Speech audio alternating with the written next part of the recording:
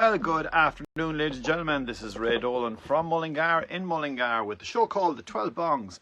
And we are doing very well because I think we're 3 minutes away from our 12 Bongs show.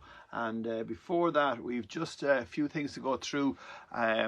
To check your safety belts that are on, make sure that your safety belt is on, especially in the back of the bus. And as well as that, we have our Mullingar sign here, which is after travelling the whole way to Spain not too long ago, by a few friends have brought out to Alicante.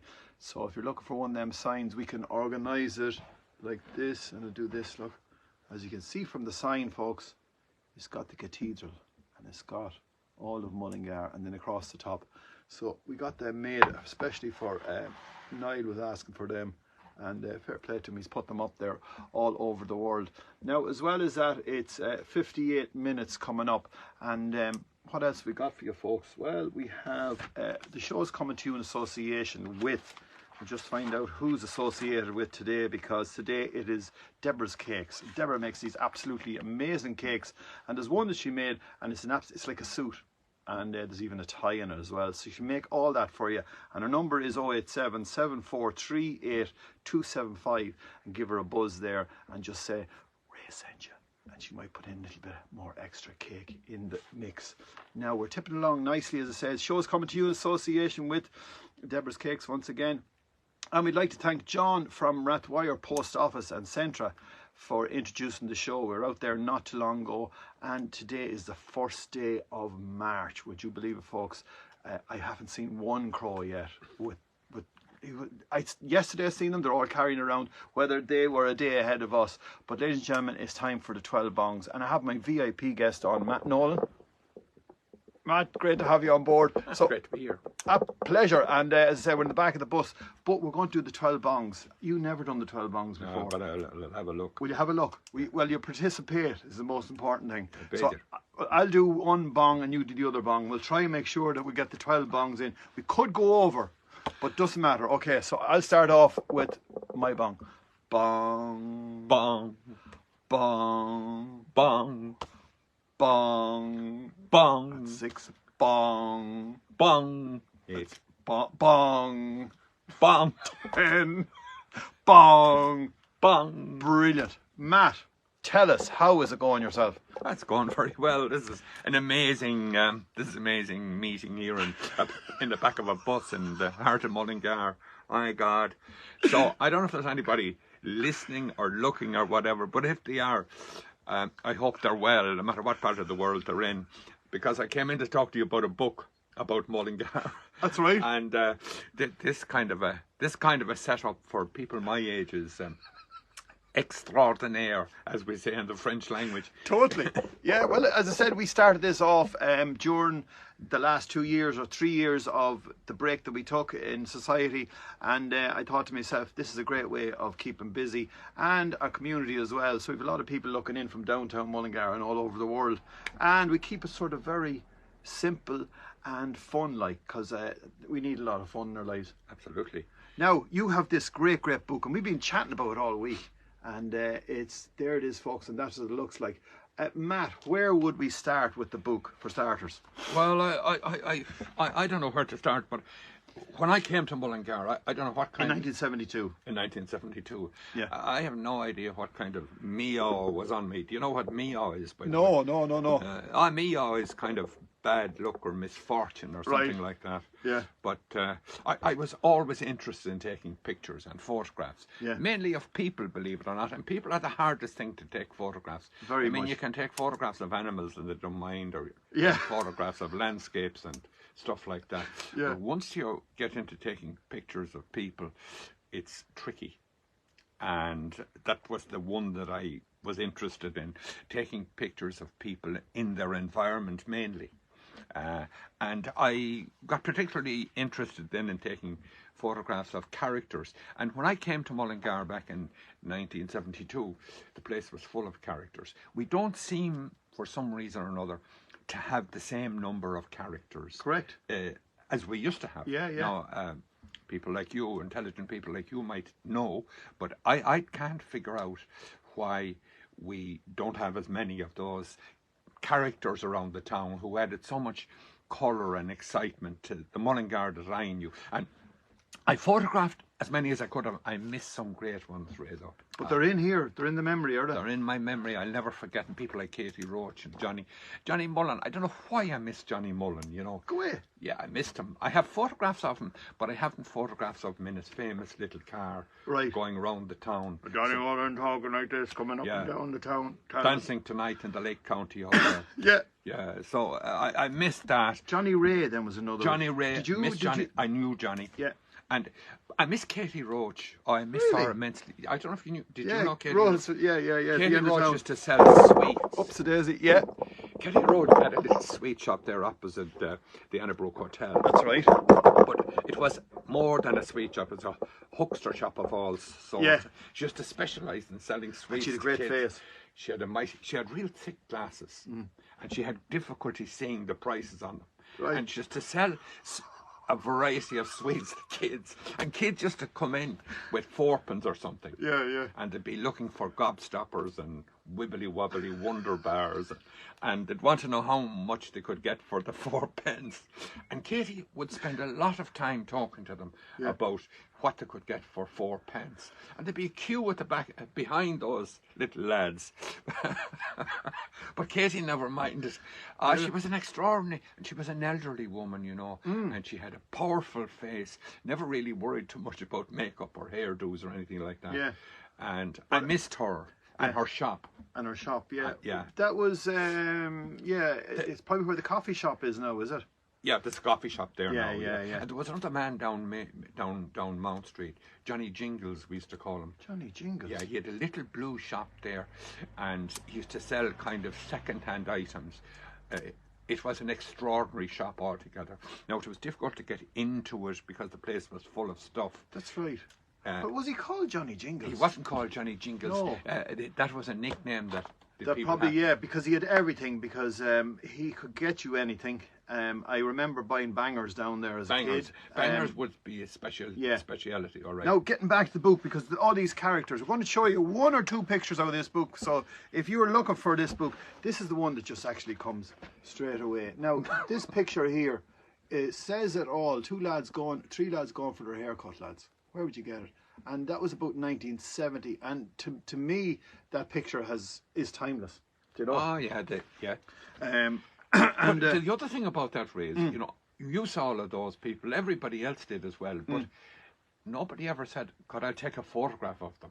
Yeah. So I had to go over and interview the Daily Men and chat them up and get permission from them, really, and talk to them. Because some people talk about taking photographs now. If some of your clients are interested in taking photographs, taking photographs of people, you know, people sometimes think if you had a very long lens, you could sneak in. You could sneak in and take the photograph. No. Doesn't work like that. No, it doesn't work like that. No. Yeah. No. And as well as that, the thing about like today now, fair enough. If I'm doing a video and I want to speak to someone, I have to do the same thing as well.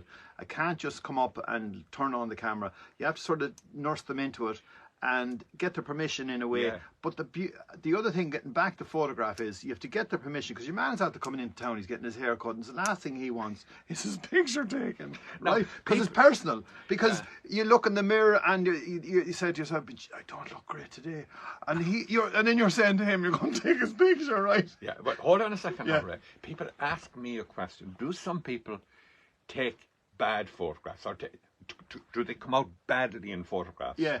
Some people. Yeah. And the unfortunate answer to that is yes. And what about the left and the right hand side? Wait until I tell you. Because you'd know about this.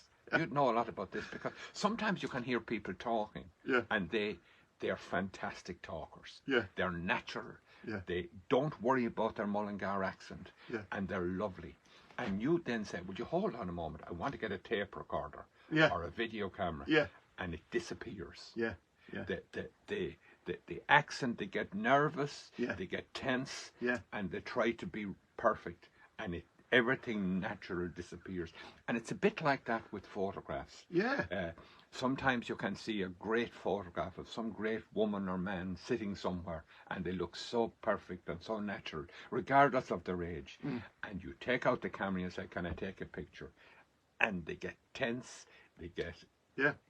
It's gone. Closed down. Because they haven't that ability to be natural in front of a. Now, you know, all of those very jazzy looking, those very beautiful women who are models. Yeah. That's one of the things they have. That's one of their qualities. They can be very normal and natural in front of a camera. Yeah. They don't get tense. It's perception, and it's the perception of who you are. Like what I say with the Facebook, and that we have two different characters. Yeah. We have the one that's on Facebook that is perfect. Yeah. And the one that who we are. Yes. And then, well, there's another one thrown in, the one that we want to be, is Correct. the other one. Yeah, And that is, it's perception is in your mind, you see, as well. But we will keep on. Now, this is one that sticks out in my mind as well, folks. And I just have to keep an eye on this because the camera backwards. And that is the Bald Uncle Joe, folks. Yeah. And outside the pub in about 19, what do you think? What the pub has changed, you see, since then. So that could have been 1980. About 80, I'd say. See, the car, 87. 80s. 87. Car is written on the cars. Such was late. It was 87. Yeah, the numbers on the cars changed in 85. Ah, right. You know, before that it was WA, or it was LI. Yeah. You have Jumbo Higgins there, another legend of the town, folks, and he was in the town band, and we thought that man was ancient at the time, but he probably was old all his life, as I say. But yeah, Jumbo Higgins, brilliant. Photo taken in 1998. That's when that photo was taken. How would you remember to keep? Did you write the numbers on the back? I wrote them down. Yeah. Fair play. If anyone's looking for this book, folks, as I said, you can get it in Just Books in Mullingar, and probably ring them. And you've covered everything, even down to football, the arts, and another amazing photograph. Two definitely characters of Mullingar. That's Beanie and Paddy Callahan. Beanie was a horseman, wasn't he? Beanie was a horseman, yeah. And Paddy Callahan was a famous man who was one of the best shots in the country. Yeah, no question. No question. He was very, very natural and had his own. Well, he had all the guns up there in the shop as well. Yeah, but he had the guns. But he was, as you said, he was on the Irish team for donkey's years. Amazing, amazing. Then you went into the shows in Mullingar. Yeah. The characters, like this is magic. And I mean, how did you manage to get his photograph? Paddy Boyan. It's one of the. Do you know him? Ones. I know Paddy. Right. Well, I don't know I don't know why I was up that morning. It was a frosty morning. Right. And I happened to be driving by. Right. And I saw Paddy's car with the bales on top of it. No, I said, this is good stuff. Right, So I went in and asked Paddy. And Paddy said, fire ahead. Brilliant. No problem. No problem. Now tell us, how did you manage to start taking photographs? Where did it come from? Like, I know you worked in the fisheries when you came to Mullingar. Yeah. You're from Ballygar. Yes. In Galway. Yeah. Which is a famous place because we used to do the Ballygar Carnival with Joe a good few times. Still. And met a lot of characters down there, you know. Yeah. But sorry, you started off the photographs. What age, where, and where did you get the camera? Well, when I was a little fella, when I was a young lad, right. my aunt Maggie right. Gave my mother money right. to buy me a camera, right. a box brownie camera, and I still have it. Wow. Now, I suppose felt, Ray, that at the time, taking pictures was magic. Being able to take a picture of my family and my friends and put them into a little black box and pull them out a week later was magic. Now, I still think, in spite of all the technology that you have here, blasting this thing all over the world now, but I still think taking pictures, certainly with the stills camera, there's a certain amount of magic in it.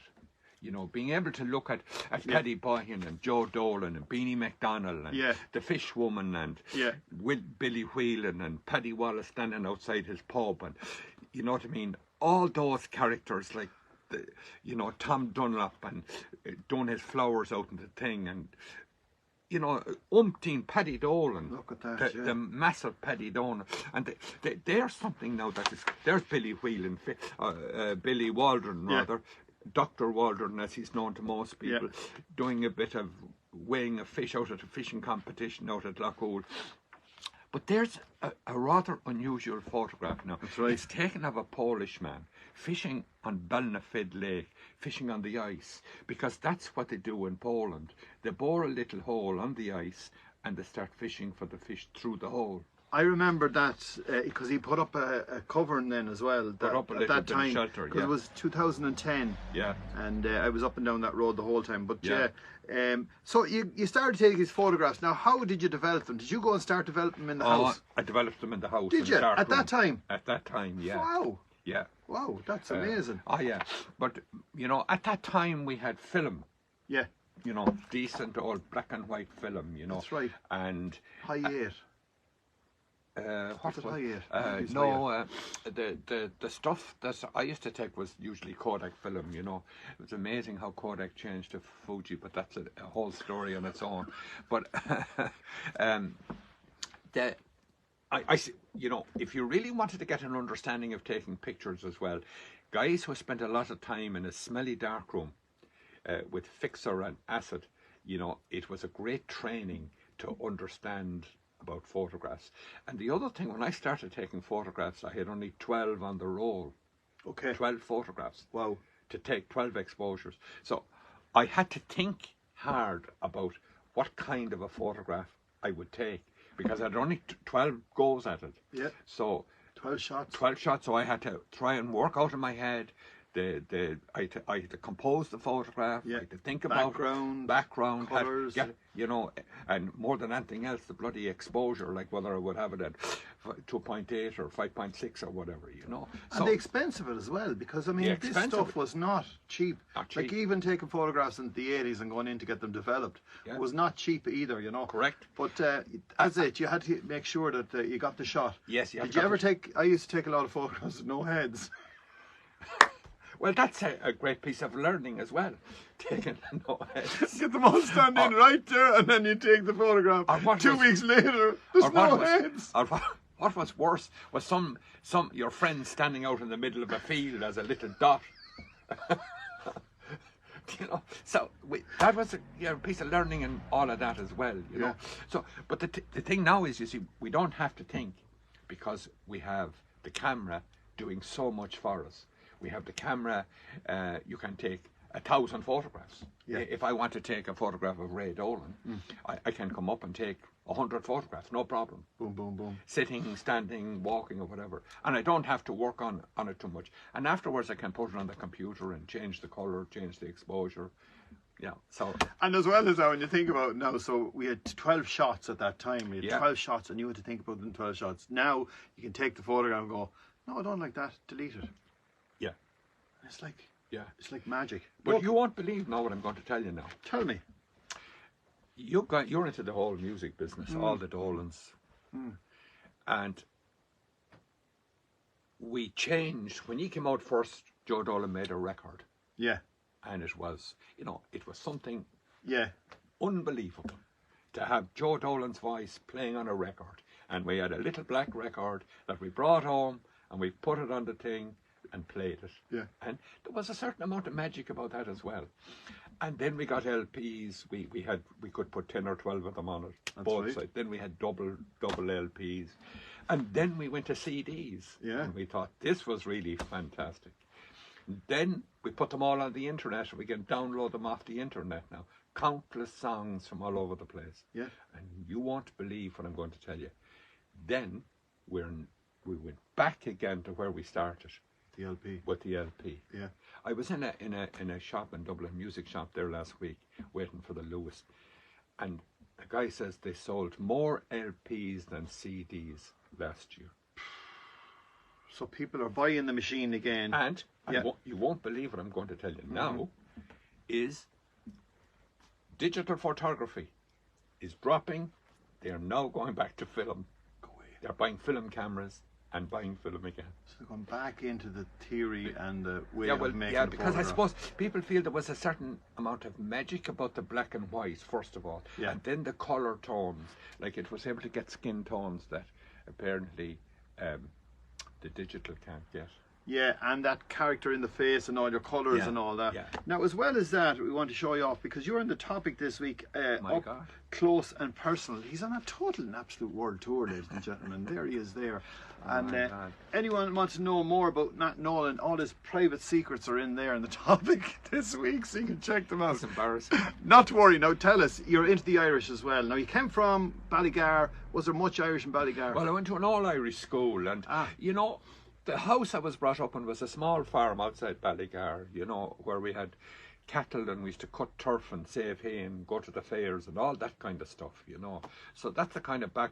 But in the my grandmother was almost a native Irish speaker, and my grandfather. I was looking up the census of 1911, and they spoke Irish. So I came from my parents, I can't say that they spoke Irish, but it was nearly half and half. There was so many Gaeilge words mixed in through the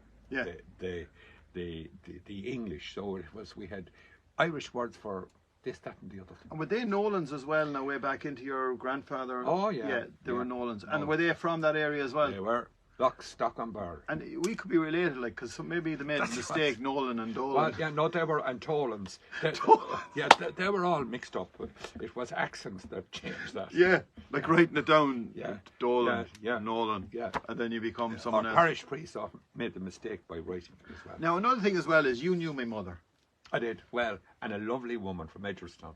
I say Mostram, but that's another story. That's right, yeah, that's the Irish version. Yeah, I knew her, and she was a lovely woman. Yeah.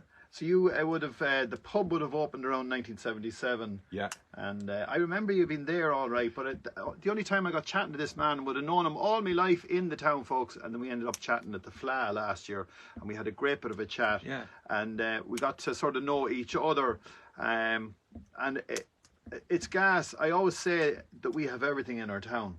Yeah. No matter what town you're in, folks, everything is there. You have to go away from the town to find out what you have in the town. Yeah. Because all our people are looking in from all over the world, and they're going, my God, yeah, I remember that. So what happens is the people go away and they never approach that person in the town because they thought, no, I just couldn't chat to him. And then they go away and they meet that person, same type of person in another town, and they chat to them and they find out this and that and everything. Amazing. Do you think, Ray, there are people out there looking at us now who remember Johnny Ray and who remember? Yeah, there's John Breen now. John Breen, who's in Australia. He's been there for the last 40 years. He's originally from Patrick Street. Yeah. And he still very much remembers all of old Mullingar. So there'll be characters coming in, like you'd look at Ingrid there is coming in from Holland. Yeah. And Donata is coming in from Romania. And Anna Vance is coming in there from South Africa. So she would have been a fan of Uncle Joe's music, and then she sort of she'd be looking for something that's going on in Mullingar, so she came on board with us. So there's all different people coming in from. Sebastian is writing in his own language. We'll have to find out what he's on about later. Spain, yeah. Spanish man. And then Carmen Kennedy is looking in from London, originally from Ennis, and she'll be in Mullingar for our show on the 10th. So it's a huge, it's quite a close community that we have on board. Lizzie Farrell is in Dublin. She'll be coming down, and she says lovely photos of Joe taken in the pub outside, and she's admired in that. She'll probably go in and buy that book in Mullingar when she's here for the show. And that's what I can see at the moment. We've got Davy Robinson looking in there from downtown Mullingar. Pat Lynch. So there's a lot of people on board, as I say, leaving bits of messages. Sally Taylor's coming in there from Derry. So I want to knock you over. Yeah. Because I don't think you'll answer this question. Right. Did you know a man called McCormack who used to go around the town with a horse and cart delivering? He worked for CIE. He'd be delivering bits and pieces to all the shops. He had a horse and a goods cart, and he would drive along the town. Just before your time. No, I don't remember him. And Johnny Ray is only one that I remember Uncle Joe saying about Johnny Ray. Ah, yeah. And he was a town crier. And actually, Uncle Paddy ended up with his bell. Oh. Johnny Ray's bell. Because Uncle Paddy used to go into so when some of his kids would have babies, he'd go into the hospital ringing the bell, you know. Yeah. And we didn't speak. Do you know, a lot of people who buy the book ring me up afterwards. Right. And talk about our friend who what do you call him? His name is dropped on me. The man who was fond of a drink. Oh, Joe Deegan. Joe Deegan. Yeah. A lot of people liked that photograph. Now Deegan was he was priceless. He was priceless. That's probably been nice to him. Yeah. But he regardless of what you say, yeah, he was a true blue Mullingar man. Absolutely. And did you see the picture of him at the with the elephant up beside the Stand Hotel? Oh yeah. There's another great photograph, folks, and that is our two friends on the Kerry Bridge, and James and herself and his good wife on the Kerry Bridge. The day it opened. The day it opened. Yeah. That's a rather historic photograph of Nicholas Nally from the Westmeath Examiner. That's the last day that the Westmeath Examiner was printed in Mullingar. Ollie and Betty Keena, that's the one there. Look, there's Ollie, and that's the... Nicholas Nally, yeah. My God. I'm telling you. Folks, this is an amazing book. If you were looking for something that's really Mullingar, this will actually light you up. And if you're from Mullingar, in Mullingar, and you're looking for something that'll remember all them characters, like there's some simple things like phone boxes or down the end of the street and you forgot about them. Yeah, well, I would honestly say if you're from Mullingar now, you would have to be from Mullingar. That's right. But this is a book that you should have beside your bed. Yeah. Because you will know, I would say, there's about 300 people in it or whatever, maybe more, 400. But you will know every one of them, or you will know 95% of them. Yeah. Exactly, because beside the bed, because you'll go to sleep and then you'll start to dream. And then you'll be in Mullingar and you'll go through all them characters and you might actually find new people in the dream. Because one is going to set off another character in your mind, another's going to set off another character, and off you go, and there you go, off to sleep. Well, folks, thank you very much. This is a pleasure to have Matt Nolan on board. I'm going to Tommy Conoa. Yeah. Gormila Margaret, Bisha, Harabaka Jazz, Behlat. It was a great pleasure talking to a telephone. And talking to all of those unfortunate people who have to listen to this all over the world. But I really appreciate you giving me thank you, Matt. A comment. I'll try and escape out of here now, will I? No. Well, if you want, because I'm going to finish off. Do you want to go in for a cup of tea there first, yeah? I think you should. Yeah. So that's Matt. Once again, Matt, thank you very much for being on board. Thanks very much. Check out the book. It's going to be there waiting for you, folks. If you want to get it, it's in Just Books Mullingar. And check that one out. No, just newspaper. And the news. Oh, don't forget, he's on the newspaper as well. He's an international star at this stage. Matt Nolan. So there you are, folks. I said the show is coming to you in association with all that is good and great about our town and characters that are in it. And as I say, I think we have a brand new character in our town again, and his name is Matt Nolan, because these are beautiful stories and great memories. Now, we have some birthday shout-outs because we have Alice Maguire in Middleton. It's a happy birthday to you.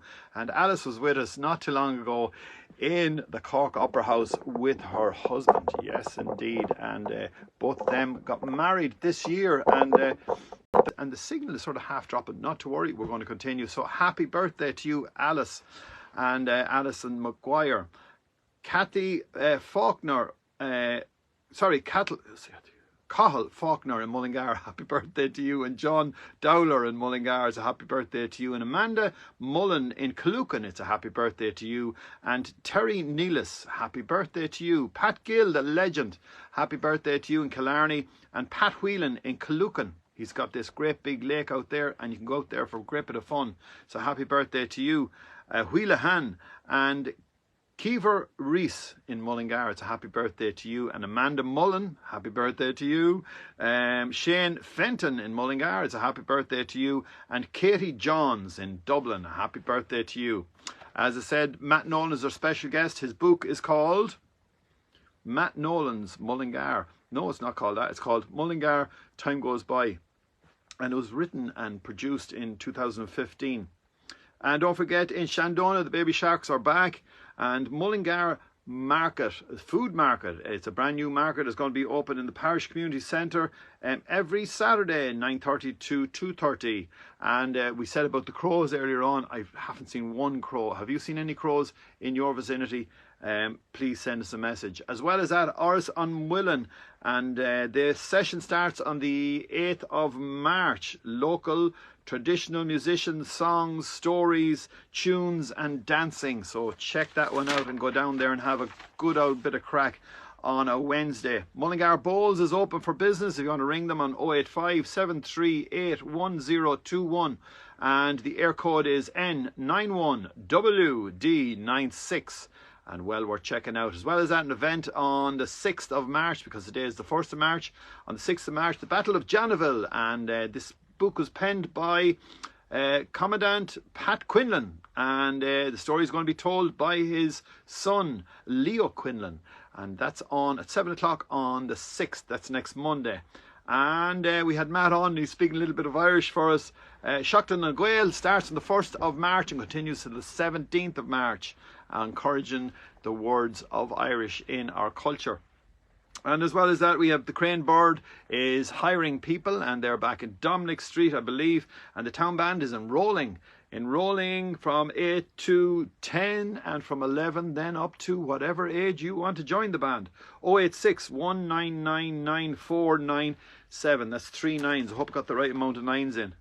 And what else have we got for you? We have, Anne-Marie McFoy is doing 2,000 steps, and that's especially for Good to Talk here in Mullingar. And she has a car boot sale at the Collinstown Market on the 5th of March. Fair play to you, Anne-Marie. Don't forget St. Patrick's Day is on the way, and it's going to be on for 4 days. I thought it was 3 days. Now it's going to be on Thursday, Friday, Saturday, Sunday. Thursday, Friday, Saturday. That's 4 days. And as well as that, Killian and Ronan have their table quiz in the Annabrook on the 10th of March. And contact Sarah O'Keefe O'Neill on her Facebook page if you want more information. It's tenner a head, 4 on the table, and she'll book as many tables as you like. Go down to the Annabrook and pick a table.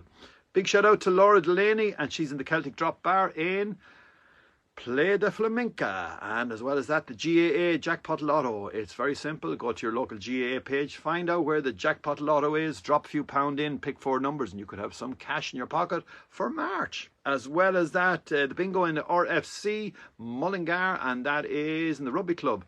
A lot of money to be won. Go to their Facebook page. They do a bit of virtual giving away of cash as well, so check that one out. And when they virtually give it away, you win it. Ken Smullen, the Food Appeal, fair play to you, Ken, and all his volunteer group. They are doing endless work for people who need food here in Mullingar and Tullamore. Some kids go to school hungry. Go to Deals of Mullingar or Deals of Tullamore and buy some dry food and just leave it there. And Ken will collect it in the shop. And as well as that, Phyllis Baker has 10,000. She's gone over 10,000. That was her plan for acquired brain injury. A lot more events still to come, and she hopes to make a lot more money for acquired brain injury. So fair play to you, Phyllis, who was a guest on the show not too long ago. So to all our friends looking in, and show is a big one today. We're keeping very busy. To all our friends looking in, thank you for writing to us. And we went through some of our friends there a few minutes ago, so hopefully we'll check them out now a little later on. So thank you once again. My name is Ray Dolan with the bus sessions on at 5 o'clock, and we are coming to you from Mullingar in Mullingar with the 12 Bong Show. Good afternoon.